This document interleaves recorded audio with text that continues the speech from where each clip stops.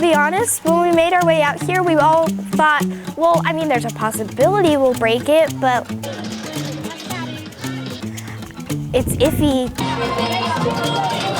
It's really wonderful to be part of this. We had talked about the possibility of breaking a Guinness World Record. After investigating, I found the world's largest reading lesson.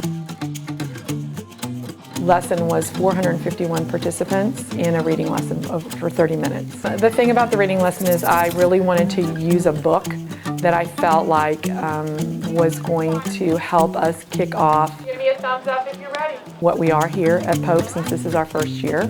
The Energy Bus by John Gordon. Miss Cope read the book and started talking to us about it, and we had an interactive lesson. Come get on the bus.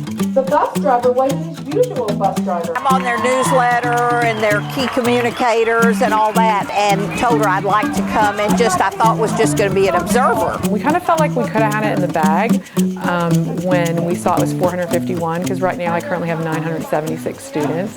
So when we originally started, we weren't going to ask anyone else to help us because we felt like, okay, we've got this. Everything's going wrong, said George. I didn't really know where the other school was. All I knew was that they broke it 2 days before we had by a lot more people than we had at the beginning to start with. And then a couple of days ago realized they needed people, so I said we'll be there to be a participant and count in your numbers. An email from one of my PTO ladies with the attachment that Qatar in United Emirates had broke a Guinness World Record of largest reading lesson of 1,390 students. So we had to invite more parents and get siblings and all of that. That's okay, George. You're on my bus now.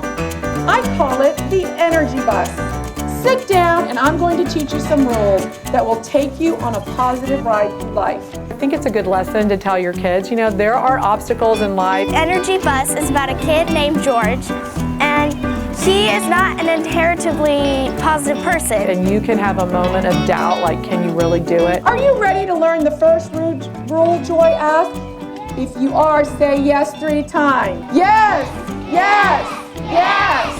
He gets to the school bus late, and the bus driver isn't his normal bus driver, but she ends up teaching him how to be more positive about life. If you work really hard and you use your tools that you have and your resources and the people that support you, that you can do anything. I hope they also learn from the Energy Bus. It's a very, very important kind of message for kids to learn today. My goals and dreams.